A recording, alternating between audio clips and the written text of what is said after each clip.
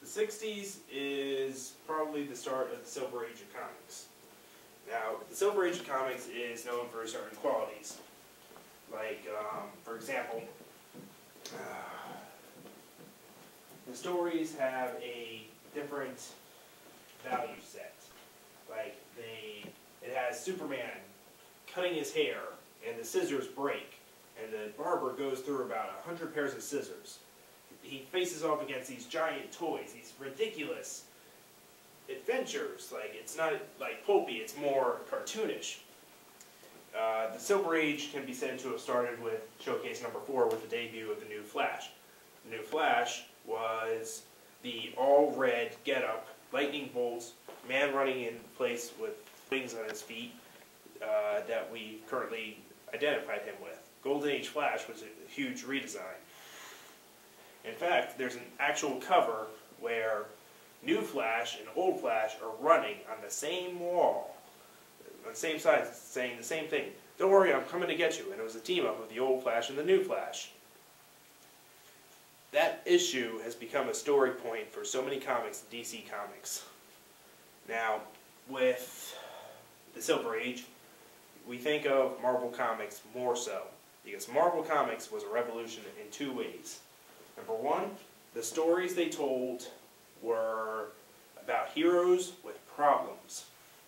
Spider-Man was this geeky kid originally, and he was weak, and he gets bit by a radioactive spider, and his uncle dies, and he has these powers. With great power comes great responsibility. He has to take care of his family. And Fantastic Four had 4 people with powers. Reed Richards was a dick, like in those issues. Like, he was mean. Like, his wife, or not even wife, they weren't married till later. Susan Storm was his female teammate and love interest, and think about this. The hot woman gets the power to be invisible in 1960. Her brother was Johnny Storm, the Human Torch. Not the original Human Torch. The Human Torch in the Golden Age was different. He was a robot. So you get the feeling that things are being reinvented. Funny story about Fantastic Four. Supposedly, it came about when Martin Goodman and Harry Donenfeld, or Jack Leibowitz, had a golf outing, and Leibowitz was talking about his JLA, Justice League of America, where he had all of its superheroes team up. And Goodman goes to Stan Lee, who was Stanley Lieber, I want a team book. And Stan Lee goes, can I do it the way I want to do it? He says, sure. Comes back, has the Fantastic Four. Now, I cannot prove that golf game existed. There's enough people that say it happened, and there's enough people that say it didn't happen. This is the problem with history. It's not what we know, it's what we can prove, and I can't prove anything. So that golf game might have happened. Ben Grimm had the problem that he had this cosmic beam hit him and turn him into an orange rock monster. And he couldn't turn it off. And Reed Richards, feeling guilty about it, couldn't help him. That was one of the draws of Fantastic Four. All hail Jack Kirby. Jack Kirby is probably the biggest influence you'll ever see on superheroes ever. You're not going to top Jack Kirby because he invented half of Marvel. Most of the characters that you think of when you think of Marvel, he had a hand in at one point or another. Doing 5 pages a day on an easy day. No other reason than getting all 2,100 pages of art back. If for no other reason than no other artist has used dots so well.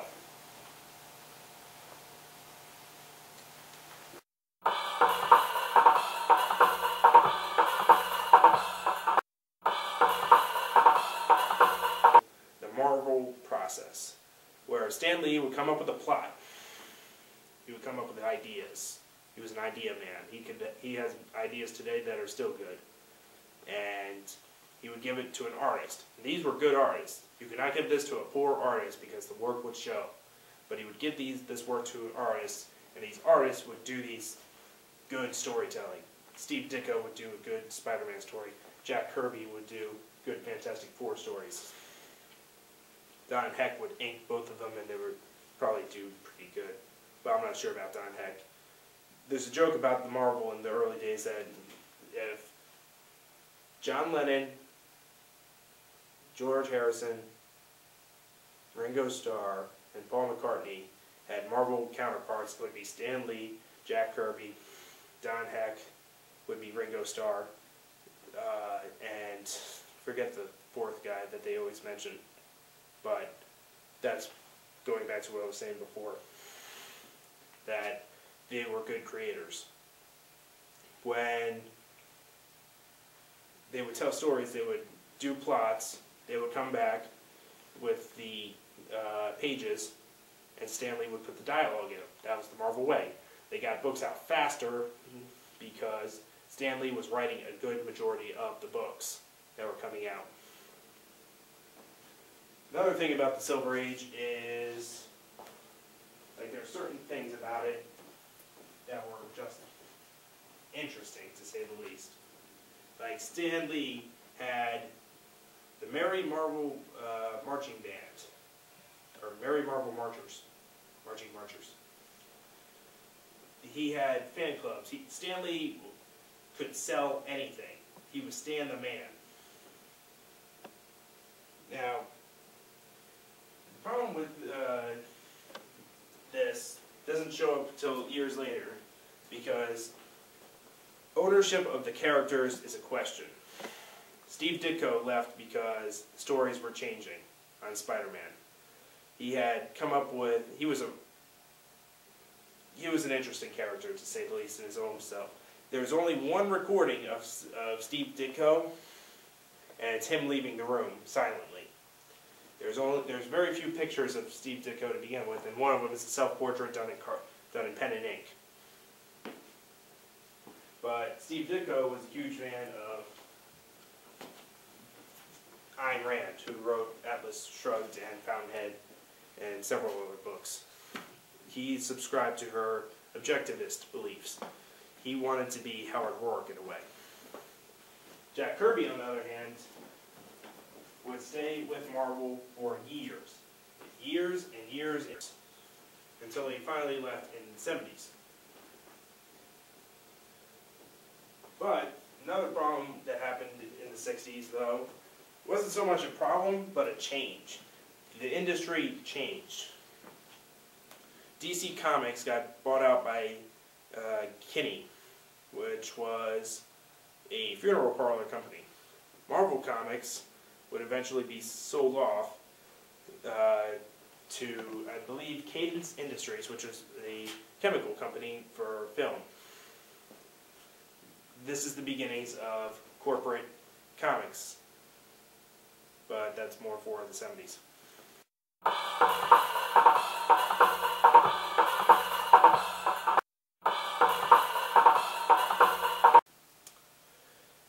I'm going to talk about underground comics right now.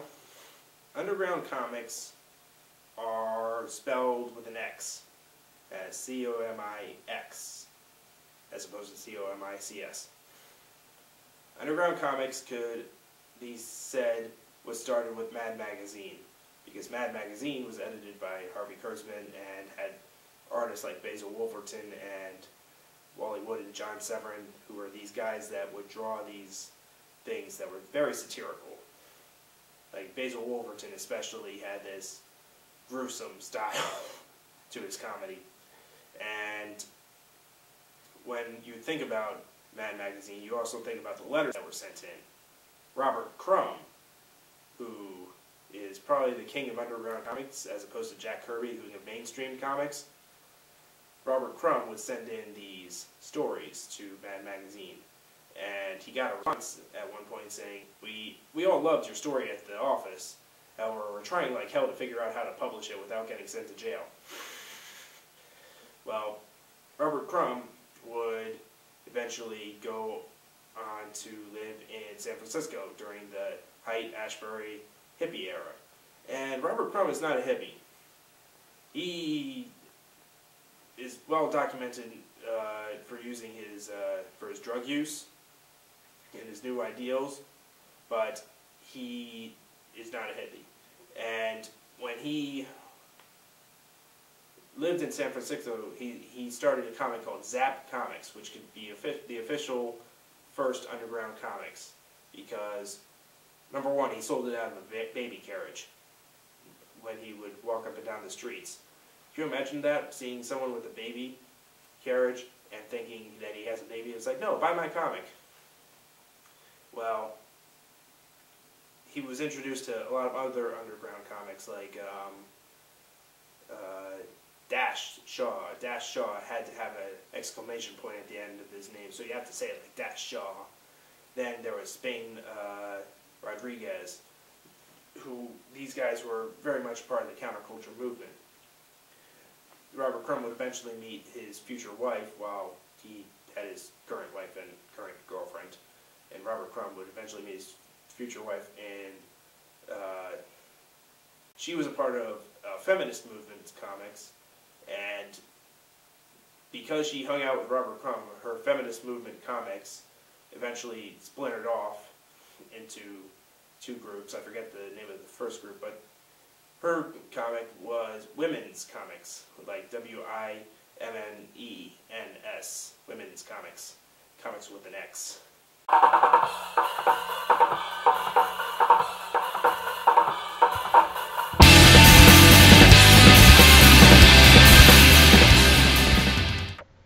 Before we go, I would like to leave you something from the 1960s, courtesy of Marvel.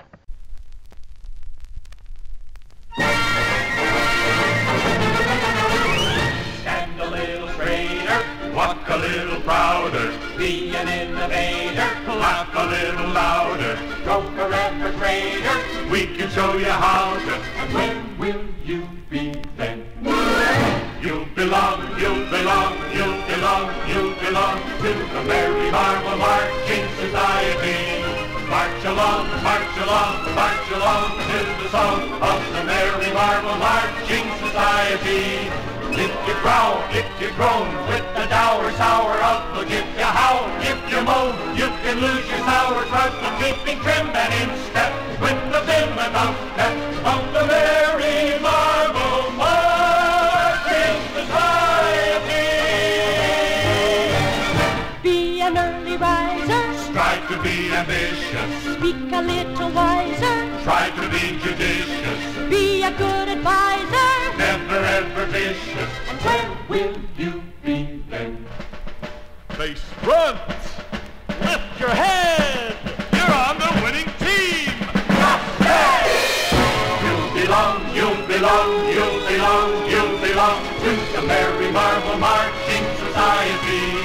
March along, march along, march along to the song of the Merry Marvel Marching Society. If you growl, if you groan, and your score is nearly zero, do not howl, do not moan, you can be a superhero marching right along to the fighting song of the Merry Marvel Marching Society.